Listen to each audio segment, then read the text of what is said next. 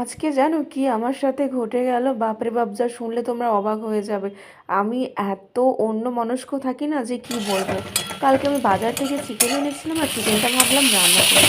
আর ফ্রিজের মধ্যে কাছে চিকেনটা রাখা ছিল, আর বেশি দিন আমি সত্যি কথা বলতে ফ্রিজের জিনিস খাই না। আর ফ্রিজার তোমরা অনেকেই জানো যে চিকেন মাছ রাখলে টেস্টটা অনেক খারাপ হয়ে যায় বেশি দিন থাকলে।